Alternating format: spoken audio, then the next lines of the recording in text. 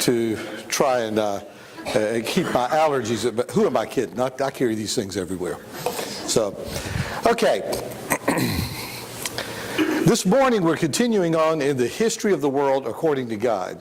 Now, the last time that we were together, we talked about Abraham and about the promise of salvation and blessing to all of the world coming through his lineage. And his lineage included Ishmael, but that was the son of Sarah's handmaiden, you remember. And God said, I'm going to bless you through your wife Sarah. And so Sarah had been given a son. His name was Isaac. Now, what I'm going to do today is I'm going to skip like a stone over the water a bunch of stuff here because I want to get to one particular thing that I believe is a mountain top moment in the Old Testament. You have Isaac. Isaac and Rebekah we had in our reading this morning, gave birth to Esau and Jacob. And Jacob and Esau, you could go back and read the whole story between them, the strife between them that was later reconciled. When they were born as twins, you know that Esau came out covered in red hair. And Jacob came out behind him holding on to his heel. And the name Jacob means he who grabs by the heel, or the supplanter. And later on, this would happen because, you know, Esau sold his birthright for a bowl of soup. And then you have this story of Rebekah hearing, since Esau was actually the firstborn. Yeah, there. You have this story of Rebekah hearing Jacob as he said to Esau, my days are numbered. You're a skillful hunter. Go out and slay an animal and bring him back and fix me the stew that I love, and I will bless you, that I might bless you. Rebekah heard it. She wanted the blessing to go to her other son, Jacob. So she tells Jacob, I want you to go and I'm going to prepare the stew that your father loves.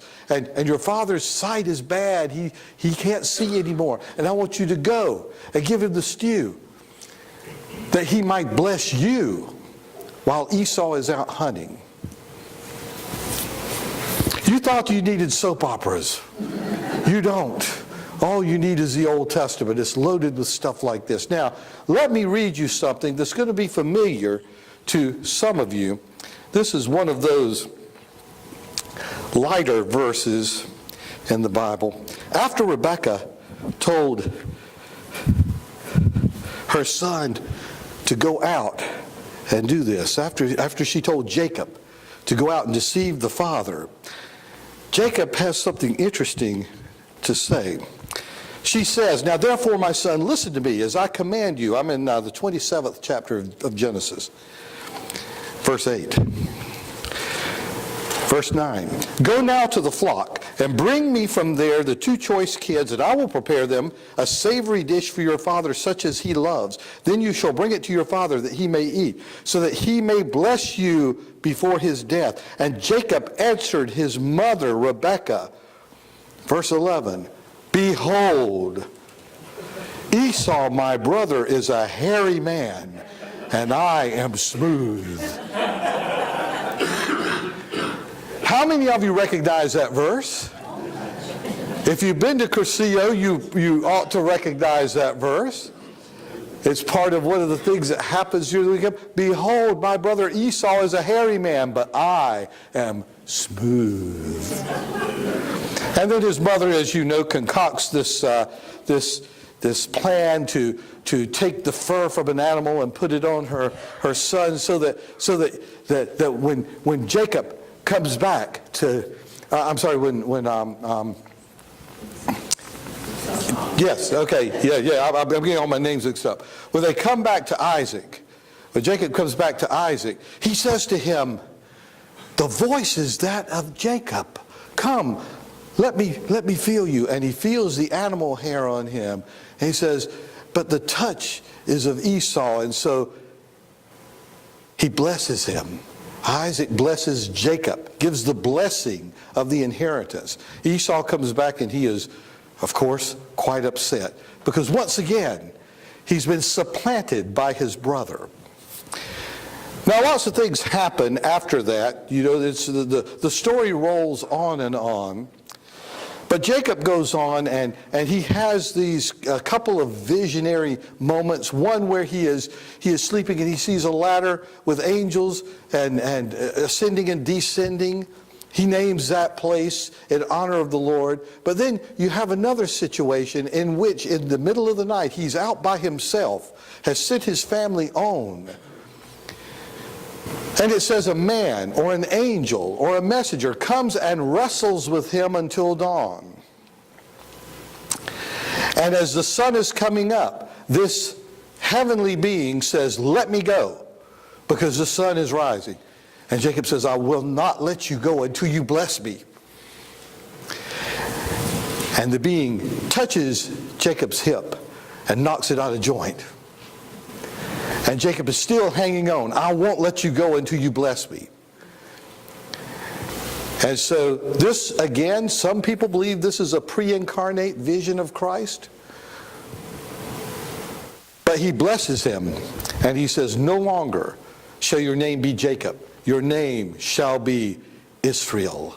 And Israel means have striven with God and prevailed. And he let him go. And after that, Israel, or Jacob, walked with a limp for the rest of his life because of that hip bone, that hip joint that was knocked out of place. Israel, Jacob, then has 12 sons. Now, let's see, what did I do with my... It's up there. Oh, okay. All right. Here we go.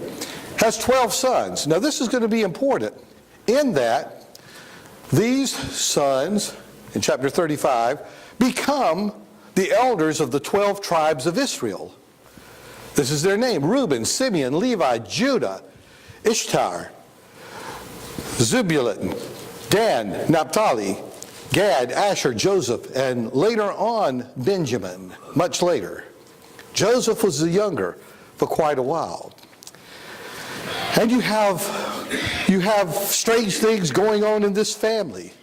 You have this one situation we were talking about in Bible study the other night.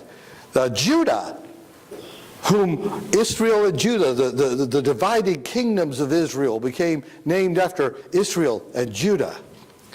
And Judah himself has this soap opera moment where he's gone off and he's coming back, and he has had one of his sons that died. Now, the tradition in that time was that if a son died and he had no children, then his next in line brother was to marry his sister-in-law and raise up children to his brother's honor.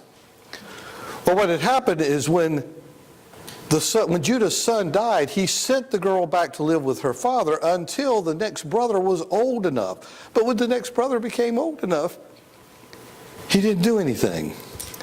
Left the girl a widow. And now she finds out that he has gone off on this trip and he's coming back, and she takes off her mourning clothes, Tamar. She takes off her mourning clothes, and she puts on the clothes of a prostitute and puts a veil across her face and sits by the road and waits for Judah to come along. And when Judah comes along, he sees her and decides he wants to, as the Bible puts it, go aside to this prostitute. And so he does, and she still has the veil over her face. And she asks him, "What will you give me?" She makes a deal with him. He says, "I'll give you a goat." Might have been something else, but there was a goat involved in it. And she said, "That'll be fine." He says, "Well, I don't have the goat with me." So here, I'll give you my staff and my signet ring, and when I get home, I will send the servant back with the goat, and you can give the servant my ring and staff back. So they make a deal. He goes into her and has sex with her, and then he leaves and goes home, leaving his signet ring and his staff. All right? Now this is one of the pillars of Judaism, one of the heroes of the faith. And he does this thing and he gets home. And he sends his servant back, as he has said, with the goat, to give the goat to Tamar and get his staff and ring back. Well, when the servant gets back, he can't find her. So he asks around town and said, where is the temple prostitute that was here last week? And they say, we have no temple prostitutes around here. He can't find her. So he just takes his goat and goes back home.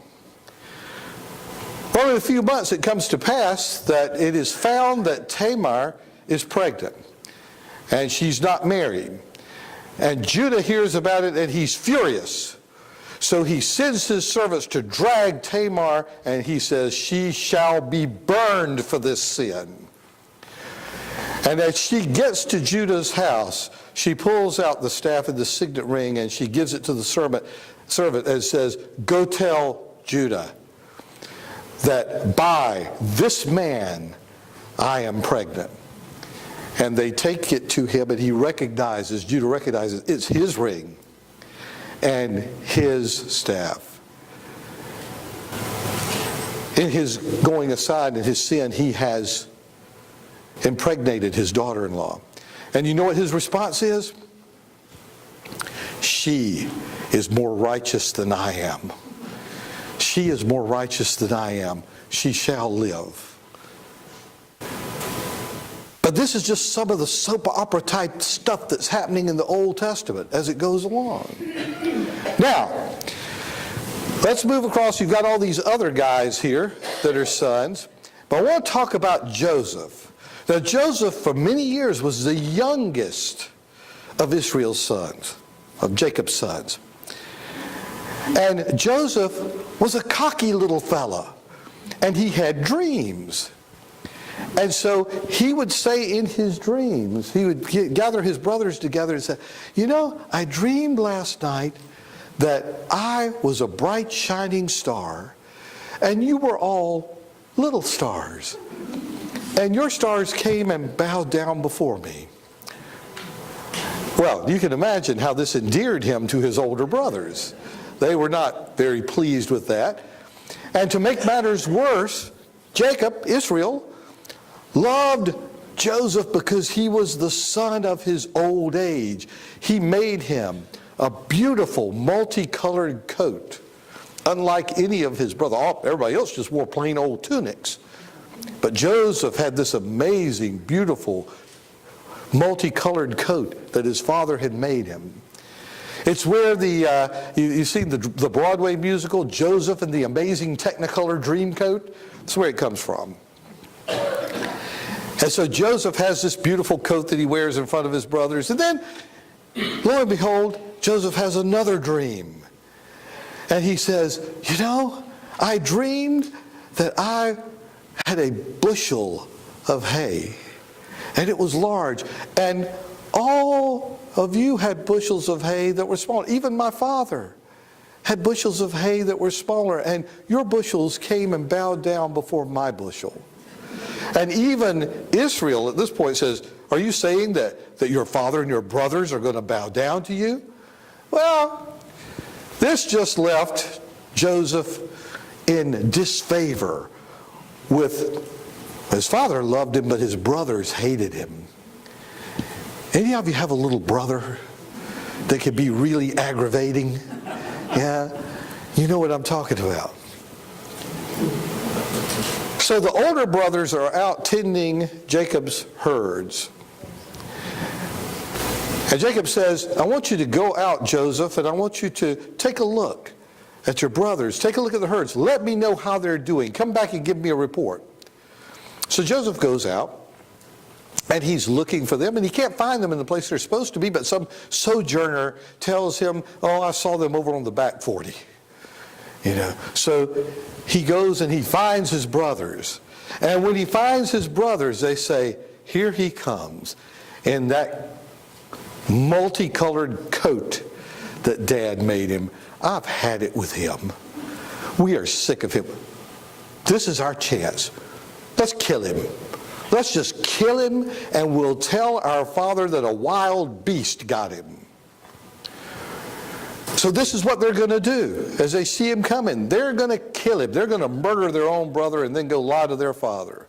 But Reuben comes along and he says, no, you cannot kill. He's our brother. You can't kill him. So they finally back off and they decide, well, let's don't kill him. Let's just throw him in a pit and leave him. So they find a dry well. They throw him in the dry well. Now, Reuben's idea was, okay, leave him in the well. Once everybody leaves, I'll slip back around and let him out of the well and get him back home. But Reuben goes off to do something. And while he's gone, this caravan from Egypt comes along. And the rest of the brothers say, some enterprising entrepreneurial brother says, hey, I got an idea. We can't kill him. Reuben won't let us kill him, but Reuben's not here right now. Let's sell him. Let's just sell our younger brother to these people going to Egypt. So they drag him up out of the pit, and they sell him to this caravan, and they take off to Egypt. And when Reuben comes back, the boy's not there anymore. And all the brothers are going, I don't know. Well, we better figure out something to tell our father. So they take that multicolored coat, they slay a lamb, and they pour blood all over it. As you know, this is before DNA testing, right? So they take the coat back to their father and they say, Dad, I don't know what happened to Joseph. Apparently a wild beast killed him, but this is all we found left of him. This beautiful coat that you made him, that we really appreciated you making him, by the way. And here it is. And of course, Jacob, Israel, is brokenhearted because this is his youngest son. Well, the story flips over to Joseph now in the caravan. He's taken into Egypt. And he turns out to be a very smart guy. And as he lives there, these years, it goes on around 30 years that he's there.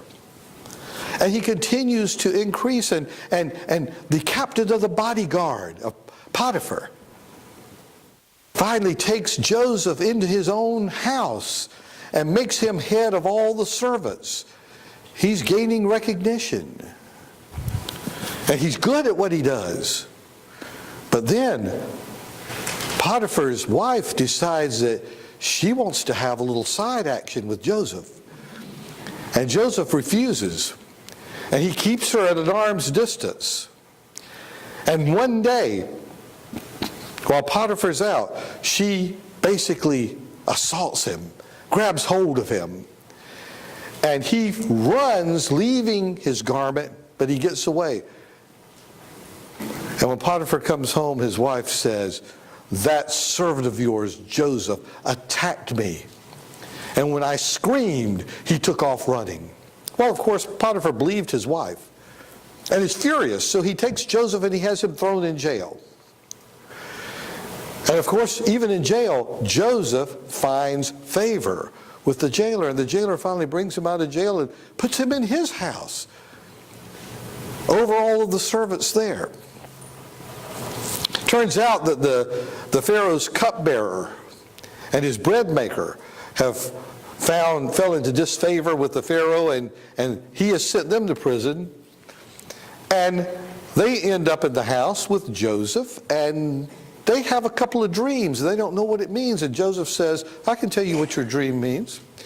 Basically, it was good news for one. It was good news for the cupbearer, bad news for the bread maker, because one was going to live and one was going to die. And in just a few days, exactly what Joseph said had happened. The bread maker was executed. The cupbearer was restored to the court of the Pharaoh. Well, as things would go, the Pharaoh begins to have a dream, and he doesn't know what it's about.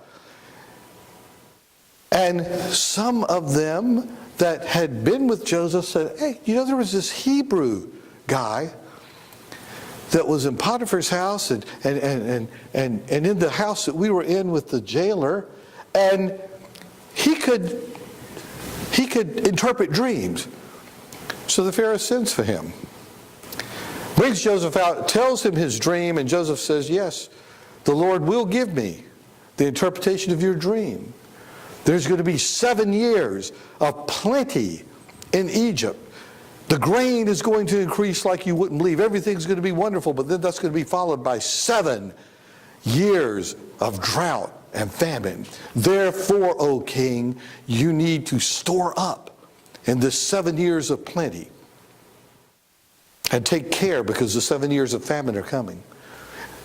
And the Pharaoh says, is there anybody else that has a spirit of divination in them like this Joseph? So he brings Joseph into his court. And certainly it happens exactly as Joseph said. 7 years of plenty, in which time Pharaoh has given Joseph the job of building silos and storing grain.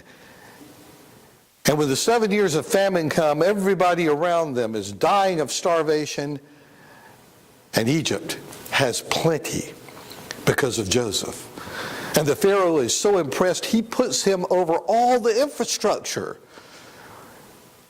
And farmers who can't quite make it on their own, Joseph co-ops their land and lets them stay as tenants on the land so they can be fed, but yet the government is making out really well here.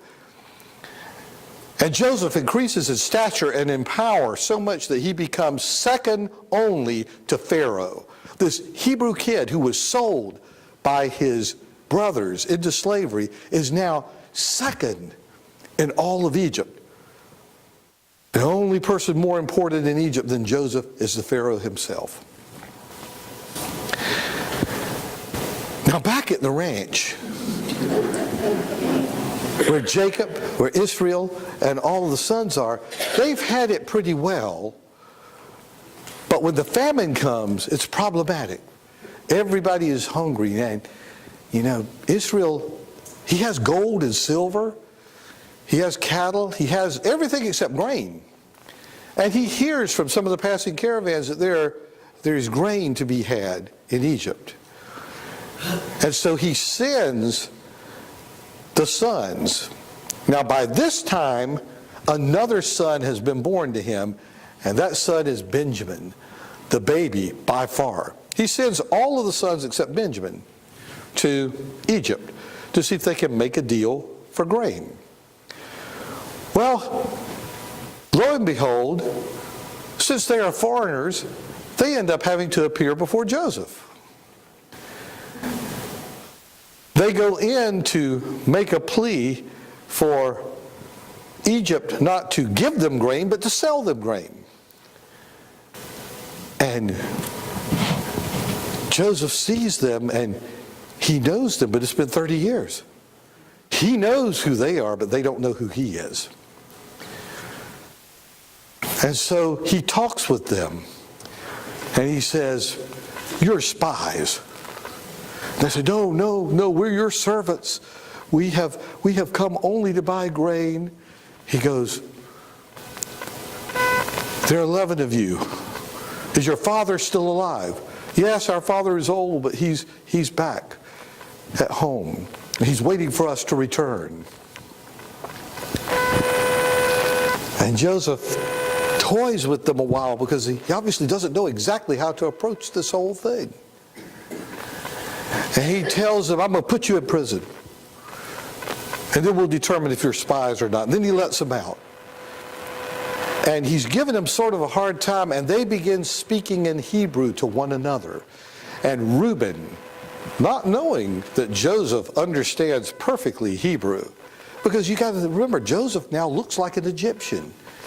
He's wearing the clothes of an Egyptian. He's probably wearing the makeup of an Egyptian. But he's Hebrew. And they begin to speak with one another. And Reuben says, "I told you, you should have never harmed our little brother. This is God paying us back for what we've done." And Joseph hears him and understands. And it says that Joseph turned his back on them and he wept. So he finally decides to give them grain and send them back home. And in the meantime, he tells one of his servants to put his chalice in the bag of He tells them, I'll give you grain. You have to go back, but you can't have any more unless you come back and bring your younger brother. They go back and they tell Israel what has happened here and that they can't get any more grain unless Benjamin returns. And of course, Israel says, no, I've already lost one youngest son. I'm not going to lose another. But Judah himself says, I will be the surety for him. I will keep him with me. I will make sure he comes back. Otherwise, we're going to die. And so Jacob finally relents and lets Benjamin go with his brothers back to Egypt to get more grain. And he goes back. And you got to understand, Joseph, for the first time, sees his little brother that he didn't know he had. And he's overcome with emotions, and he gives them grain and then lets them leave, and for some reason he has one of his servants put his chalice in Benjamin's pack and sends them away. And before they can actually get out of town, Joseph sends his guard and says, someone has stolen the cup. And they say, absolutely not. None of us have done this. This is, And the guards say, open up your packs. They open them up and they go through each one. They get to the youngest Benjamin, and there's the cup. And the brothers are saying, Benjamin, what have you done? And Benjamin, like all little brothers, going, oh, no, I didn't do that.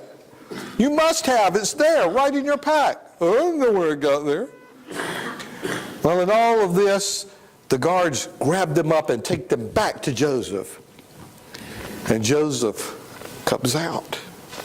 And they know that they're going to be killed because their little brother, they believe, has stolen the chalice. And Joseph, they're arguing among each other and everything's going crazy. And Joseph screams for silence and tells all of his staff and his guards, get out. And leaves him alone with his brothers. And he says to them, you don't recognize me. I am Joseph, your brother, whom you sold into slavery 30 years ago. Can you imagine the sphincter muscles tightening up at this point? Because this is not good news. This is not good news, because they know now Joseph is going to exact revenge upon them for what they have done. And they fall back in fear. And Joseph says, don't be afraid. Don't be afraid. I am not going to harm you. In fact, what you meant for evil, God has caused for good. Had I not been here, you would starve. Go get your father and all the rest of my family, and bring them here, and I will take care of you. It's a great story, but I want you to understand that God did not cause his brothers to act evilly in order to get Joseph to Egypt.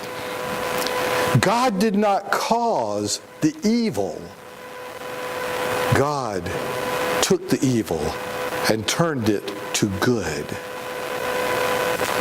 for the sake of Jacob, for the sake of the brothers who didn't deserve it, for the sake of Joseph, for the sake of their entire family, for the sake of the promise that God had made to Abraham.